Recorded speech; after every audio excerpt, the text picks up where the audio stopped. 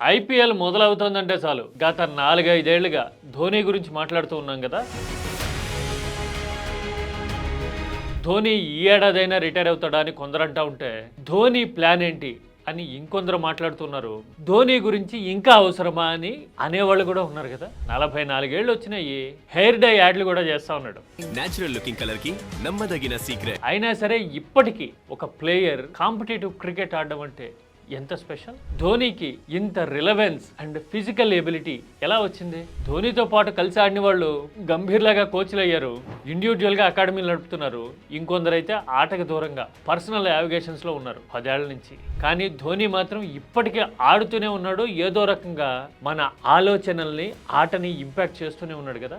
ఇంత రిలవెన్స్, ఇంత ఇంపాక్ట్ ఎలా సాధ్యమైంది? క్రికెట్ ని కెరీర్ గా ఎంచుకున్న వాళ్ళు ఉంటారు, అదే మా జీవితం అన్నట్టుగా ప్రేమించి ఇన్వాల్వ్ అయిపోయి ఆడి చూపించిన వాళ్ళు ఉంటారు. కానీ ధోని మాత్రం ఇలాంటి వాళ్ళందరికీ భిన్నంగా ఆటని వంట పట్టించుకున్నాడా? అందుకే ఇంత రిలవెంట్గా ఉన్నాడా? క్రికెట్ని వంట పట్టించుకోవడం అంటే ఏంటి చూద్దామా. ఇది కేవలం ఆటకి సంబంధించిన విషయం కాదు, స్టార్డమ్ మ్యాటర్ అంతకంటే కాదు. ఒక స్కిల్ని, ఒక టాలెంట్ని, ఒక లైఫ్ స్టైల్ని నిజంగా పర్స్యూ చేస్తే, సోల్ఫుల్గా అడాప్ట్ చేసుకుంటే ఎలాంటి రిజల్ట్ ఉంటుందో మనం చెక్ చేద్దాం, చూద్దాం. డిఫరెన్స్ ఆఫ్ ఒపీనియన్ ఉంటే దాని గురించి కూడా మాట్లాడదాం.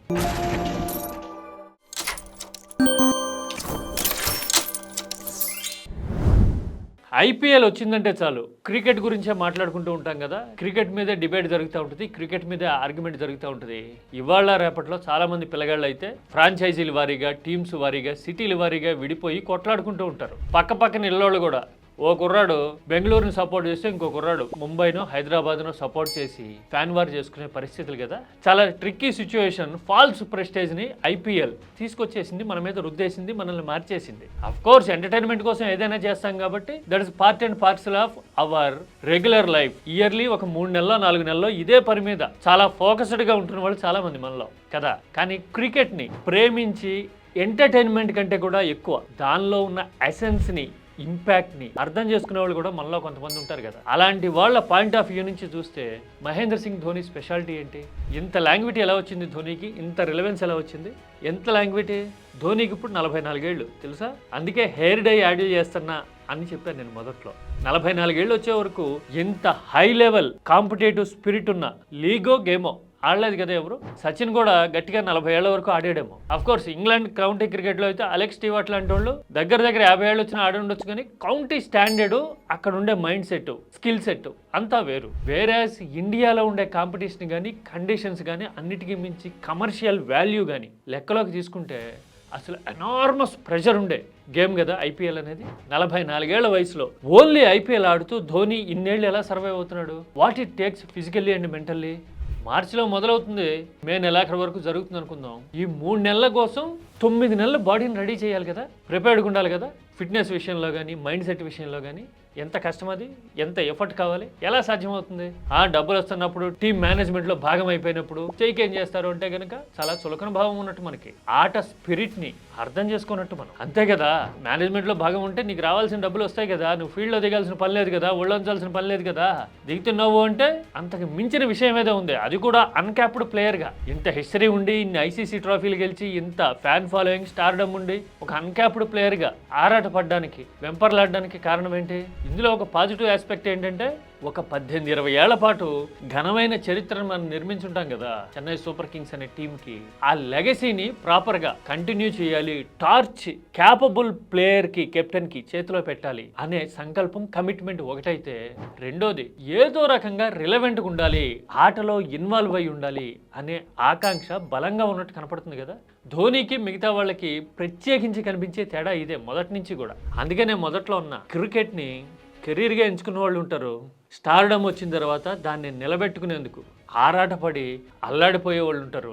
ఇదే లైఫ్ స్టైల్గా మార్చుకుని ఒక 25 ఏళ్ల పాటు ఆడి అవునా అని ఆశ్చర్యపరిచిన వాళ్ళు కూడా ఉంటారు, సచిన్ టెండూల్కర్ లాగా. ఈ 3 కేటగిరీలకి భిన్నంగా ఇది బతుకు తెరువు కాదు, స్టార్డమ్ని కాపాడుకునే స్ట్రగుల్ కాదు, ఒక లైఫ్ స్టైల్ మాత్రమే కాదు, అంతకు మించి అనడానికి కారణం ఏంటి?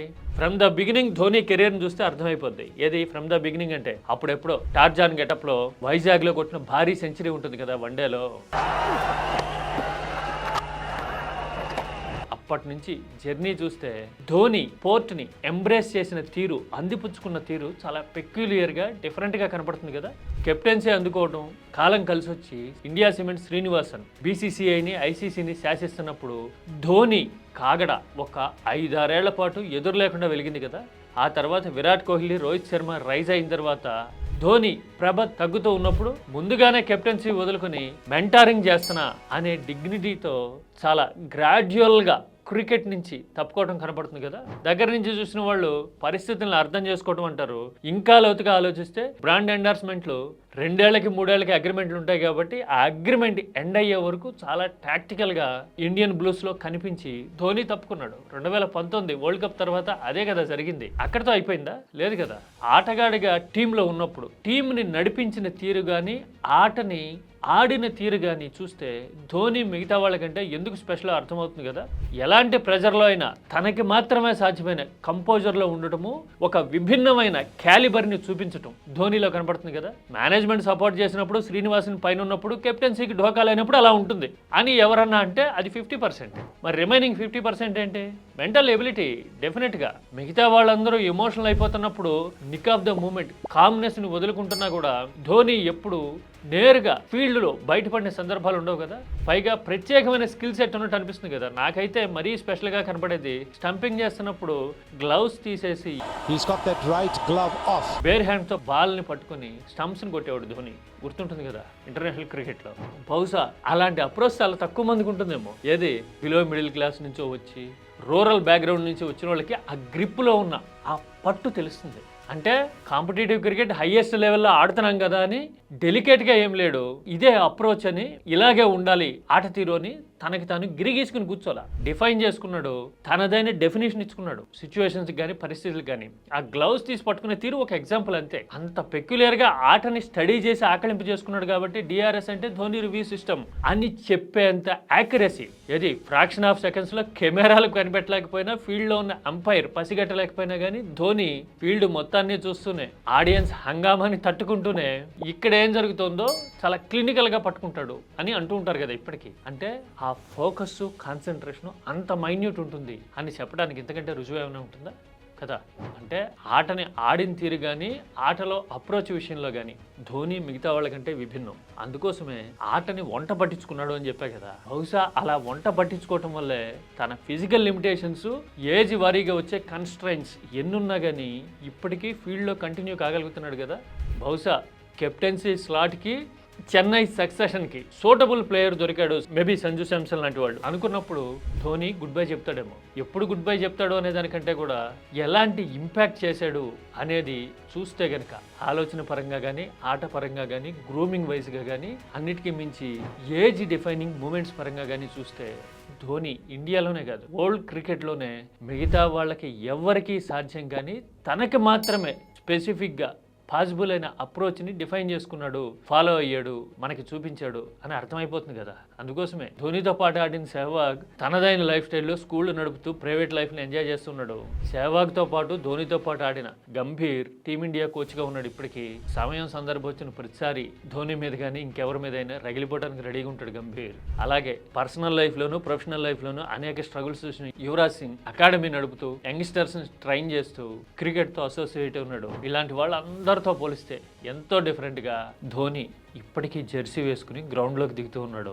ధోని అంటే ఎవర్ గ్రీన్ అని అనిపిస్తూ ఉన్నాడు కదా. అందుకోసమే ధోని అంటే ఇన్స్పిరేషన్, ధోని అంటే తల అనేవాళ్ళు చాలామంది కదూ.